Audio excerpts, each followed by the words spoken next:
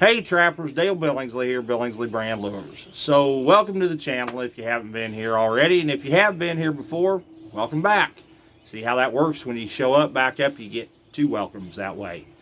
So anyway, before we jump off into this, guys, I sure want to take a moment and thank each and every one of you for tuning in and for everything you've done for my channel. I mean that sincerely. I really appreciate it.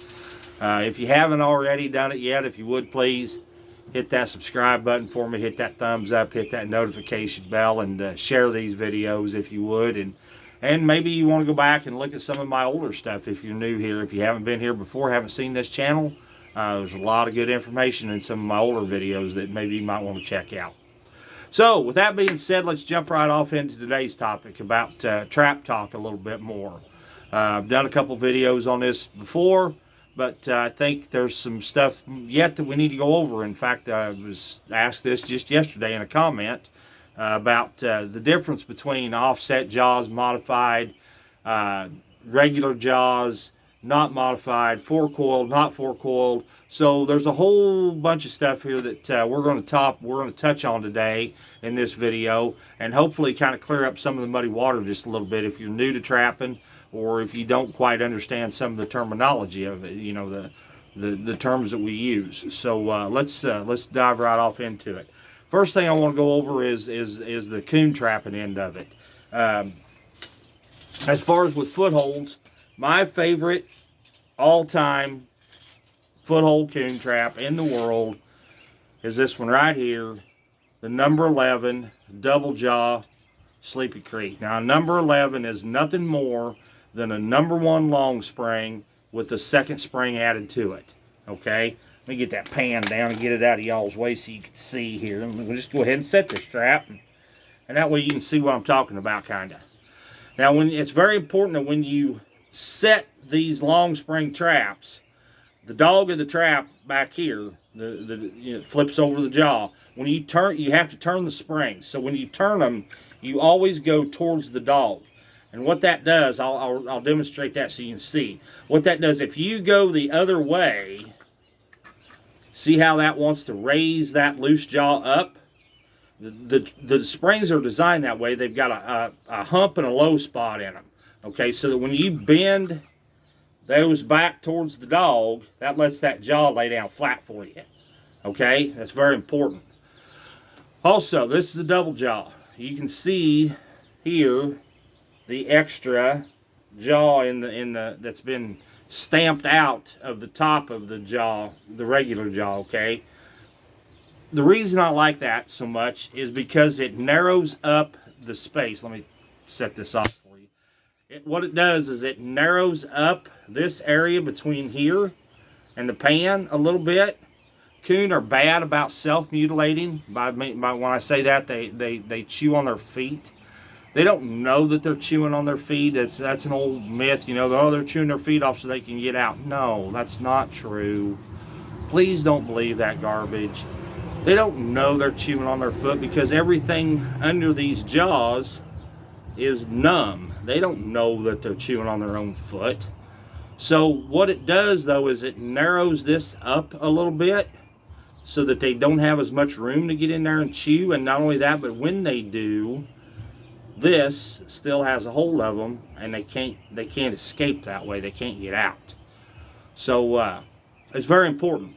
You know, it's a very important modification that we've done. Plus the fact that the trap is swiveled off of the bottom. It's got swivel there.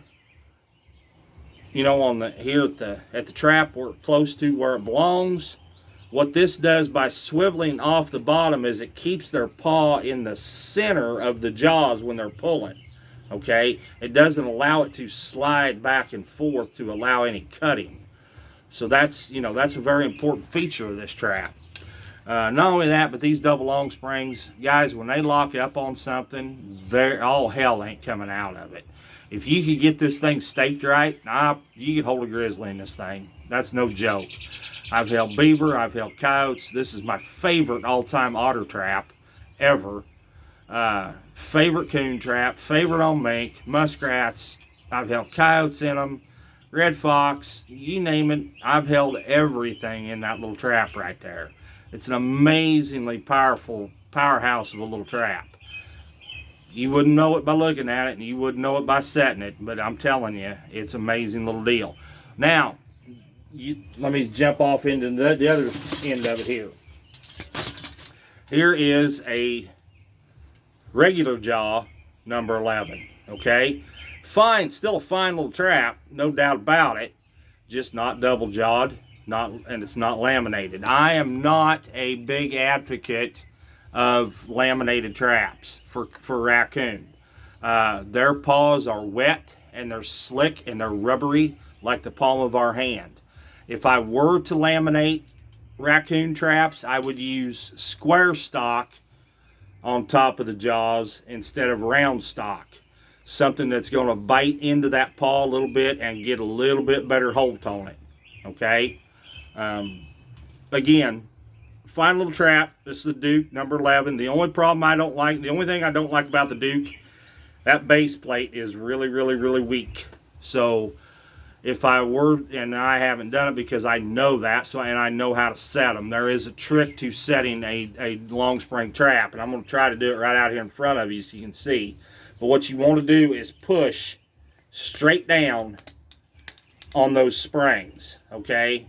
If you try to set them like a conventional trap, you're going to get a lot of drag, resistance on the spring eye and the jaws, and you're not going to get it set. And with these Dukes, the first thing you're going to do is bow this base plate, and the jaws will pop right out on you. So I've warned you about that, so now you know, okay? If you are going to do anything as far as a modification, I would beef up this base plate on these, and all it would take is a piece of, I don't know, 1/4-inch rod welded across here, and that would stiffen this up to stop that. I just haven't done it because I know what I'm doing. I know that sounds arrogant, but that's the truth. I know what I'm doing when it comes to setting these. If you're new and you don't understand what's going on, beef up that base plate if you buy the Dukes, okay? Like I said, you've been warned. The other trap is the 1.5 coil spring. This is a Duke regular jaw. It's not offset. It's not laminated. Nothing about it. The only modification I would do to this trap, if I were going to do anything, would weld what's called a web jaw in here. And basically all it is a piece of rod underneath on each jaw to narrow this up even more. And then I would change out this pan to a square 1.5 pan instead of this round pan, because as you can see, it's hitting on the levers and it's not allowing it to go clear to base, and that's very important. That pan needs to go clear down to base. We've discussed that in a video back a ways. So either take a surface grinder and knock the sides off of this pan, or just order square pans and put on them, and that'll stop that business. Other than that, not a bad little trap. I'm not a big fan of the 1.5 for coon because I feel like they are a little too big. You will not get the hold with a 1.5 that you get out of the 11. There's no way possible. If you don't believe me, take a flat screwdriver, set a number 11, stick a screwdriver in it, the flat side in between the jaws, and twist, and see what happens. You'll twist the handle off of that screwdriver before you ever back those springs down. Do it in a 1.5, put the flat screwdriver in it and twist, and you'll twist it. You'll be able to twist it. You'll back them springs right down. So that's the difference, okay? And it's all in because of the way that they're designed. You can back these springs down where the double long springs come straight up. There's no way to back those down. You physically can't do it. So that's why I like that little number 11 so well versus the 1.5. Okay, now we'll jump off into the bigger iron. This is a number 3 Bridger coil spring, doggone. My absolute all-time favorite coyote, bobcat, and beaver trap right here. Now this trap is 4-coiled. This trap is offset jaw. It is laminated. You can see the extra welding of the steel across the top of the jaws. What that does is it displaces the energy when that trap goes off, so that we don't get the cutting. We don't get the bone breakage, which I don't believe we do anyway from the trap hitting itself anyway. My personal opinion is we get more damage from that animal tripping and falling over this trap than we do anything else. It's not from the trap itself, it's from the animal itself. But nonetheless, I do honestly believe that any trap that is four-coiled is mandatory to be laminated. So I do believe that it is mandatory that the trap be laminated if it's four-coiled. Okay, that's very important. It's for animal comfort, and I know the end result is all the same. But once we catch that animal, pretty good chance we're going to end up dispatching it. Okay, I get that, but all it takes is one dog, somebody's dog. You catch somebody's dog in this trap and send it home with a bad paw.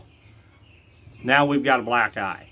Okay, if we can send one dog home with a good foot and show them that it's okay, that it's not hurt, it's not damaged, then that puts us in a good light. And that's what I'm all about. I'm all about trappers, and I'm all about putting trappers in a good light. So, mandatory. If that trap's four-coiled, and the reason we four-coil them, number one, guys are going way overboard on this four-coiling, in my opinion, okay? I'm just gonna put that flat out there right now. Yes, it takes, dang flies. Yes, it takes a strong trap to hold a coyote. I'm not debating that one bit. You take a 2 or 3 year old dog coyote, you put him on frozen ground, and if there's a weak spot, I promise you, he'll find it. He will find it. So it does take a strong trap to hold that coyote. It takes a strong trap to hold a beaver. But I think, guys, we're going way overboard on this four-coiling. What this was designed for originally was to balance the trap. Add a little speed to it, add a little holding power, but to balance it. When a coil spring trap goes off, if it's just got the 2 coils on the back, when that trap goes off, it rolls. Okay, that's just the mechanics of the trap. It rolls out at them. When you four-coil it, now that trap comes straight up. Okay, gets a better hold on that paw. I'm a firm believer in the fact that we're going way overboard on this four-coil, and we're making amputators out of these traps. If we're not careful, we're gonna put ourselves right out of business by going way too much on them coils. So use a little judgment, use a little common sense there, guys. That's all I'm saying. Inside or outside lamination can be inside laminated, can be inside and outside laminated, which is a great deal. Like I said, displaces that energy, gives it a thicker jaw, displaces the energy when that trap hits. It's a wonderful, wonderful modification. I suggest you do it.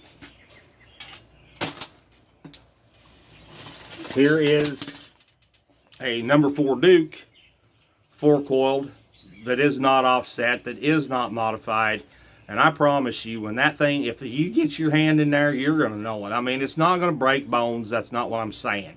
But it's going to smack a whole lot harder than what the one would that's laminated, even if it wasn't offset. Now, the reason the offset's in there, now we use this to our advantage. We tell everybody that it's for animal comfort. But actually, and it is a little bit.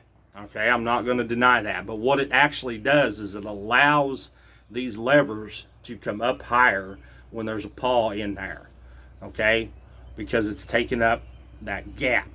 Okay, so that allows those levers to come on up higher to get a better hold. It's very important that these levers come to the corners of the jaws to get the maximum optimum holding power out of them. Now you can see on this Duke, they don't come clear to the corners like they should. Okay, you can change these levers out. You can put the number 3 Bridger levers in here and get that. You can get that corner hold like you're wanting to. Okay, so now we go to just your stock standard number 3 Northwoods trap, not offset, not four-coiled, not laminated. Okay, and there's the difference. So You know, it's entirely up to you, and it's whatever's legal in your state. You can do this from a 1.5. You know, you can do this with any trap out there. You can do it with a 1.5. You can do it with a 1 3/4, a number 2. And like I said, it's not a bad thing. It's, in fact, it's very optimum to do that to a trap. So anyway, guys, I know it's kind of a quick little video, but I think there was some really good information in it for you. I think there's some things there to ponder upon if you choose to. I think there's some modifications that could be done to all traps, just to make them more humane and more animal comfort, in my opinion. So again, guys, I appreciate you tuning in and watching. Once again, this is Dale Billingsley with another one. Signing out.